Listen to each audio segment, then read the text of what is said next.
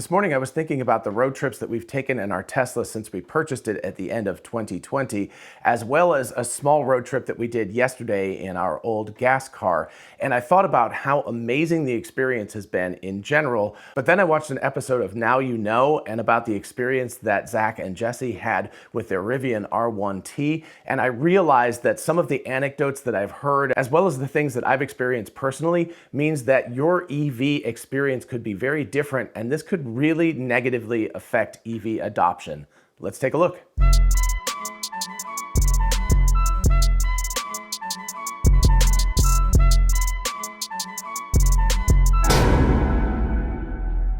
And for those of you interested in investing, check out WeBull, an amazing platform for buying and selling stocks, and now cryptocurrencies like Bitcoin, Dogecoin, and others. Open an account and get a free stock valued at up to $200, and fund your account and get another free stock valued at up to $1,600. Check out the link in the description and help the channel at the same time.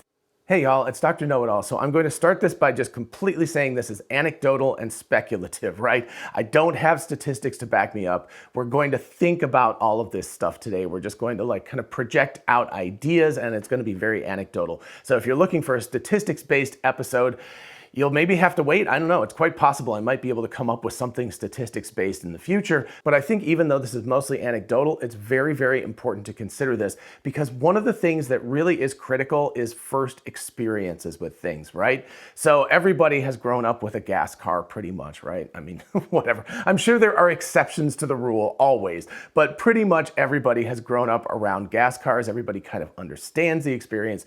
You understand going to the gas station and filling up. You understand the maintenance issues if you've owned a car. All of that kind of stuff is things that are known quantities. Electric vehicles are very different. The driving experience is different, just the sense that you can use just the gas pedal, the accelerator pedal, and when you take your foot off, you can have it be like highly regenerative so that the car starts to slow down immediately. Believe me, we took our Mazda CX-5 down to Misinformation's parents' house yesterday, and I was driving it and I was like, oh gosh, when I take my foot off the gas, it doesn't start to slow down, right? It has, there's a reset both directions. But anyway, what I'm saying is that on a broader and broader basis over the next few years, people are going to be having their first EV driving experience, their first EV road trip experience, their first EV charging experience, and all of those things really, really matter. And if things don't go well, the consequence could be that people could decide that they don't want to drive EV cars, whether it's themselves or their friends that they've gone on a trip with or something like that. And that, of course, could negatively impact the speed at which EVs are taken up by the general population.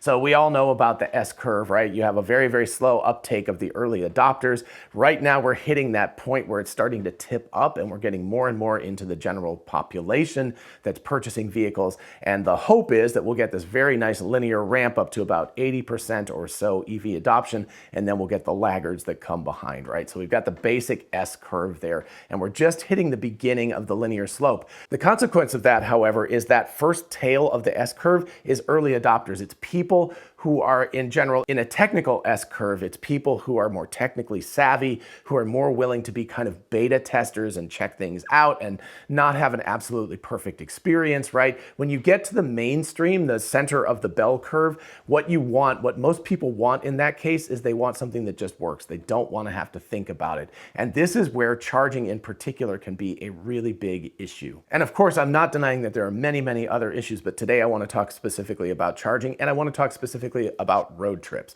So in general, I think that charging at home, as long as you have the capability of having either a 120 volt outlet with an extension cord, or better yet, something where you can, plug in to your dryer outlet, or you can put in a 240 volt outlet or something and charge your car more quickly, that's great, right? At home, that's a relatively easy thing. Now, of course, if you live in an apartment and all that kind of stuff, it's much more complicated. So you could consider yourself a road trip kind of person if you live in an apartment and don't have easy access to charging at your house or wherever you live. In that case, you're more like being on a road trip always. And so this actually impacts your daily life. But if you live in a house or an apartment where you have access to an electrical outlet and you can plug your car in, you can certainly purchase a vehicle. A Nissan Leaf is a perfect example of that. I looked into very, very strongly, almost bought a Nissan Leaf back in 2012. It has, I think, at least at the time, it was like 65 or 70 miles of range, really, really slow charging,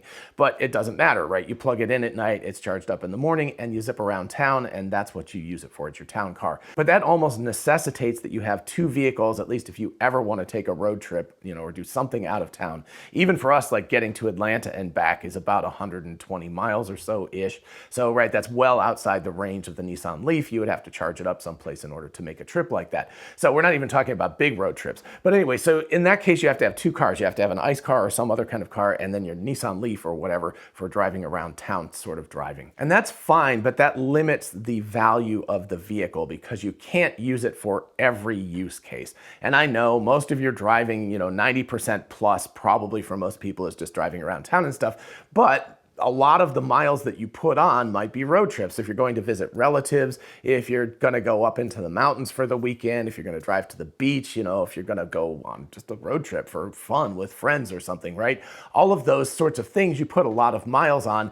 And if you have a car that can't do that or can't do it comfortably, that really negatively impacts your experience. So road trips are really, really important. They're not the bulk of your daily driving, but they actually might end up being about as many miles as you put on in your daily driving, because if you put on a couple thousand miles on a road trip, and that could be, you know, a couple of months worth of regular driving, right? So the mileage actually might balance out. But anyway, what I'm saying is this is an important factor in buying any car, the range, the expense, all of that kind of stuff. And especially for an EV where people don't have a lot of experience with this. So let's start with Tesla, because I think Tesla provides a really positive supercharging experience. Their superchargers are all Tesla superchargers, and they have a ton of them built out around the country. They started doing this, if I remember correctly, around 2012, 2013 when the Model S came out. And even back then on major highways, you could kind of like, you know, hopscotch your way across the country if you needed to. And of course, now there are a lot more Tesla supercharging stations out there than there were, you know, that many years ago, and more growing all the time, which we see when we go on trips.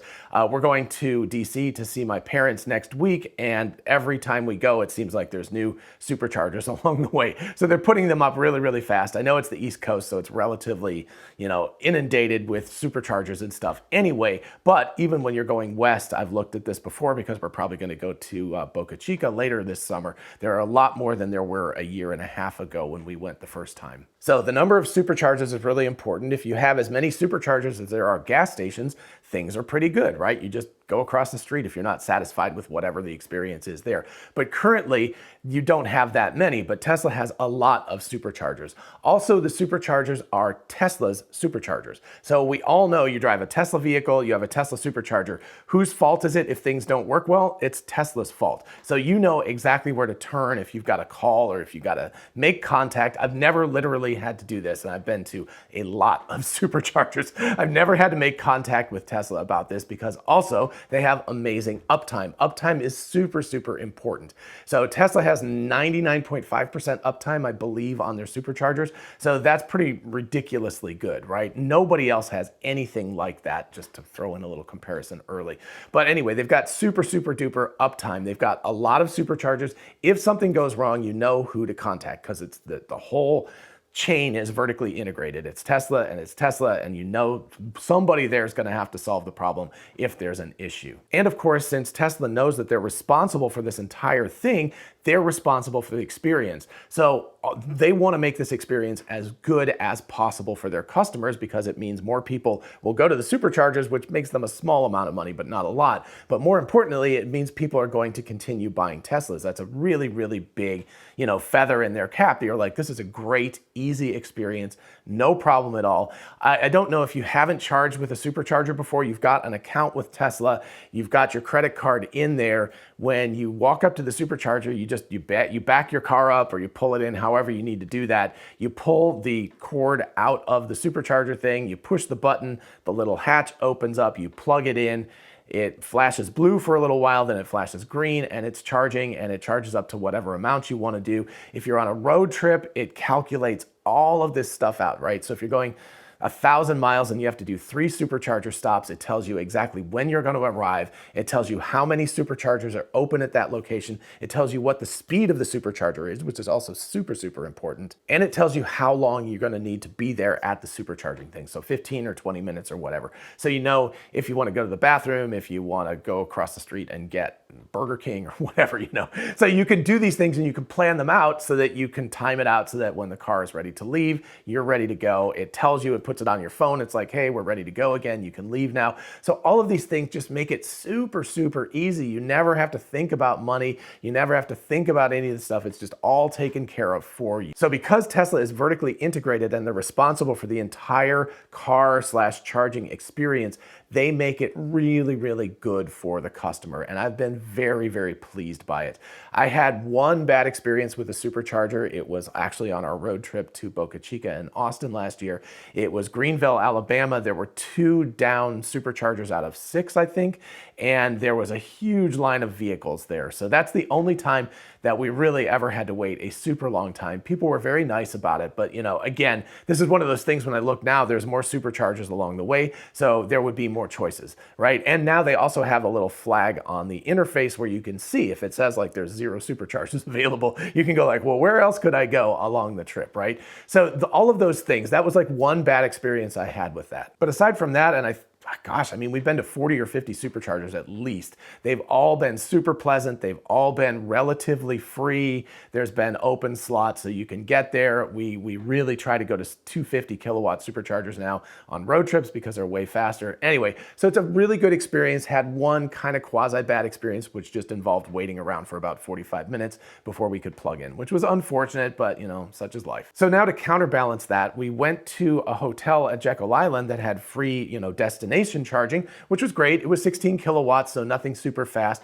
There were 6 of the chargers at the hotel. One of them was broken. This never ended up being a problem, but you know, if you think about it, that's 1/6 of the chargers were broken. It never got fixed while we were there for like 5 days. So no big deal, but just noting that the uptime was not nearly as good. I wasn't exactly sure who to call about it. The hotel said it wasn't their responsibility. And then, you know, the company, I was like, well, I'm just not going to bother calling them. So anyway, that was an issue. Another issue I had was when we went to Austin back in April for the Cyber Rodeo.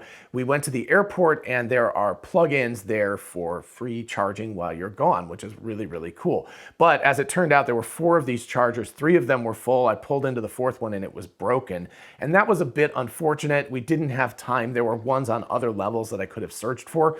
But you know, that was 25% of the chargers were broken at that point. We're not functional, so that was a problem. So again, 75% versus 99.5% uptime in that particular case. Again, totally anecdotal, but it actually caused a bit of a problem because when we got back, you know, with the Sentry mode being on and all of this stuff, it had run down the battery a bit and we needed to stop at the supercharger on the way home instead of just being able to drive straight home. So, you know, it was slightly annoying. It wasn't terrible, but if we had arrived there with only like 50 or 60 miles left on the vehicle, that could have been a significant issue. So anyway, it's, you know, it's one of those things where it was somewhat annoying, but still when you're getting free charging at places, you're not going to complain that much. But here's the thing. Let's say that we have a Hyundai Ioniq 5 or whatever, a Rivian R1T like Zach and Jesse have, which by the way, they purchased. That's really cool. Good job, guys.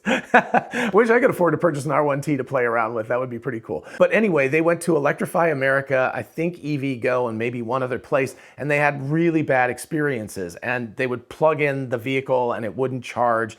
And also the Rivian was not giving them where to charge along the way because it didn't have necessarily the correct information to do that. So there was a bad experience. Basically, they couldn't get the car to charge. Then when they did get it to charge, I think it was charging at like 50 kilowatts. And one place it was like something like 39 kilowatts. So it was charging super, super slowly. And it was taking a long time and causing a lot of anxiety. And people talk about range anxiety, which I really don't have with the Tesla ever, because number one, the software is so good. It tells you exactly where you're going to go, how much percentage battery you're going to have left when you get there, how long you need to stop there, et cetera, et cetera. So it's very, very calming. You don't have to worry about range anxiety. But if you look at something like the Rivian or an Ioniq or any other vehicle, because they don't manufacture their own charging network, you do have to worry about supercharging and you do have to worry about range anxiety and you do have to worry about the speed that these things are going to charge and you have to worry about the interfaces between them because it's possible this particular EVgo or Electrify America, station just doesn't happen to communicate well with your particular vehicle or something, and that's a really big problem. I've also noticed just visually by inspection, when I stop at a lot of these places, there'll be like 12 superchargers from Tesla and like 2 of these other ones, right? So they're there, but they're not that many of them there. So we've got uptime issues with these other things. We've got the number of chargers with these other things. We've got interface problems. We've got potential payment problems. You've got all of this stuff that comes with a heterogeneous type of environment where things don't communicate well together. And this is something absolutely critical. It's a critical advantage to Tesla that they've got this experience built in that's so easy and so don't have to think about it and so calming. It's actually calmer to drive the Tesla than it is to drive a gas car because there's just no decisions to be made. Plus the car drives itself, which is really, really nice also. But even discounting that, just the charging aspect by itself, you just don't have to think about it. You go to the spot, you look at how many slots are open, you look at the food and the bathroom situation around there, you figure it out, you go and you sit for 15 or 20 minutes or whatever it is, and then you get back on the road and it tells you the next place you're gonna stop. So a lot of this stuff doesn't work nearly as well with other vehicles, but then the customer experience, who's responsible when the customer experience isn't good? Is it Hyundai's fault? Is it Rivian's fault? Is it EVgo? Is it Electrify America? Is it whoever's fault? There's this disjunction and people are saying like, oh, it's their fault, it's their fault, it's their fault, it's not working. And meanwhile, you're like, well, I've only got 25 miles left on my vehicle and I've got to charge here. I don't know what else to do.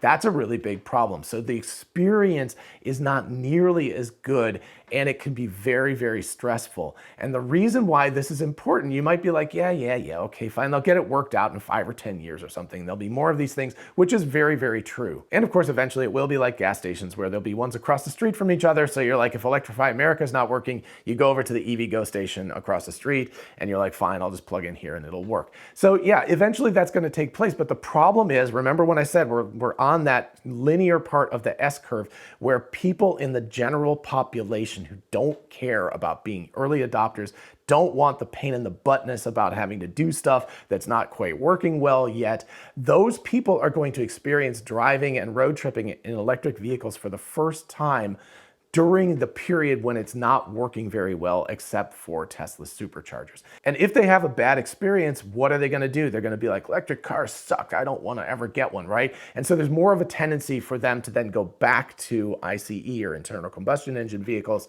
and decide to purchase another one of those, which is not a great decision for the environment. It's not a great decision for them because again, EV adoption is gonna continue on and ICE vehicles are gonna become worth less and less money. So that's a bad financial decision as well as other things. But the most important aspect of this is it might flatten this S curve out, right? Rather than taking 2 or 3 or 4 years, it could take 4 or 5 years or something. So it could flatten this S curve linear adoption rate out. And that is unfortunate for all of us because the sooner we can convert to battery electric vehicles for the common fleet, the better off the world is and the happier people are going to be. So the really ultimate takeaway from this is first impressions are critical. People always tell you that, but this is really important for electric vehicles, and supercharging is one of those situations where the first impression is going to make or break the way that you deal with the vehicles and the way you think about electric vehicles. So it's super important, but the problem is everybody else except Tesla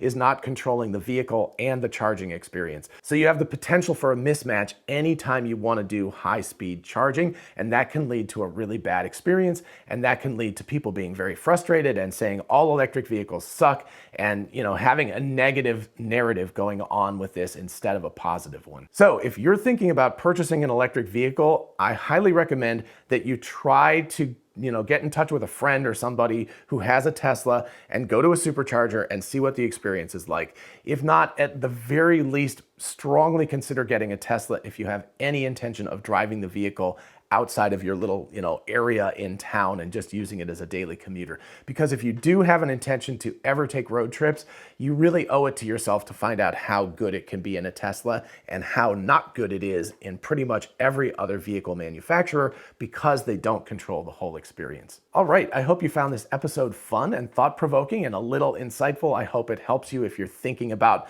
what to do about EVs. And also if you've had bad experiences, I feel really bad for you, but I hope you have a better experience experience with a Tesla or with whatever in the future. It's to the good for everybody that these experiences get as good as possible, as fast as possible. Anyway, if you did enjoy the episode, please do like it so other people can find it. And of course, consider subscribing for more of this kind of content. As always, a huge shout out to my patrons on Patreon. Thank you all so much for your support. I really do appreciate it. It's been a wonderful summer. I know I'm a little behind in the Discord discussions today, but I'm going to catch up this afternoon. So anyway, I'll be talking to you all there then. In the meantime, if you want to join the team, just check out the link in the description. And if you're interested in a whole bunch of really cool merch, check out our merch store. Link is in the description. We have TeslaBot t-shirts, the Tesla meme t-shirt, success is a possible outcome, 4680 battery cells. All of that stuff is on t-shirts, mugs, tumblers, and on and on. So check it out. And for those of you interested in investing, check out WeBull, an amazing platform for buying and selling stocks, and now cryptocurrencies like Bitcoin, Dogecoin, and others. Open an account and get a free stock valued at up to $200, and fund your account and get another free stock valued at up to $1,600. Check out the link in the description and help the channel at the same time. Thank you. And finally, don't forget we are both Tesla and Amazon affiliates. If you look in the description, you can see how going shopping for a solar roof, a Powerwall, or anything on Amazon helps out the channel. In the meantime, I'll see you in the next one. Bye-bye.